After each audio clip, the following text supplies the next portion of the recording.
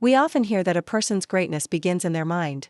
History is full of examples, people like Elon Musk, Steve Jobs, and Jeff Bezos, who turned their thoughts into extraordinary achievements. Napoleon Hill famously said, "What you think about, you become." But if that's true, why do so many people still struggle? Do they not dream about their future, or do they simply fail to recognize their own potential? Today's story gently answers these questions and leaves us with a powerful lesson worth remembering. At a crowded railway station lived a beggar who survived each day by asking travelers for spare change.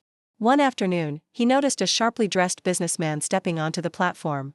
Convinced that such a wealthy-looking man would be generous, the beggar rushed over and held out his hand.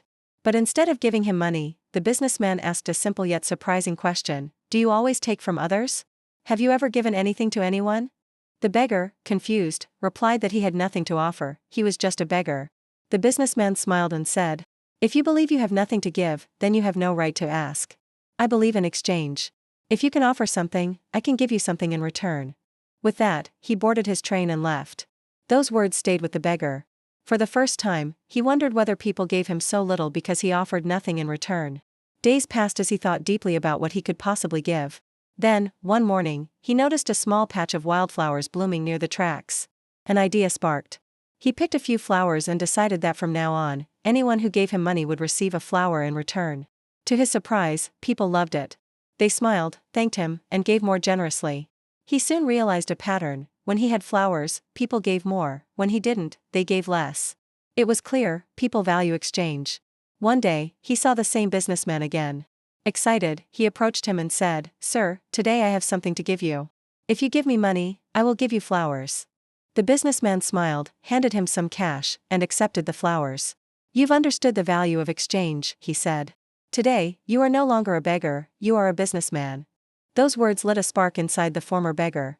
He suddenly understood, people weren't giving him money out of pity, they were paying for the flowers. He wasn't begging anymore, he was trading. That very day, he left the station determined never to return as a beggar again. 6 months later, two well-dressed men met at the same station. One looked at the other with curiosity. "Do I know you?" he asked. The other man smiled. "Yes, we met twice before, right here." The businessman's eyes widened as he recognized him. "You're the beggar? The one I refused to give money to, and later bought flowers from?" The former beggar laughed. "Yes, that was me. But now I run a successful flower business, and I'm traveling to expand it." Amazed, the businessman asked what caused such a transformation. The flower seller replied, "You taught me that we only receive when we give. That day, I realized I was never truly a beggar, I just needed to see myself differently." The two men shook hands as equals before heading off toward their futures. And that's the heart of this story: life becomes what we believe about ourselves. If you see yourself as small, you stay small.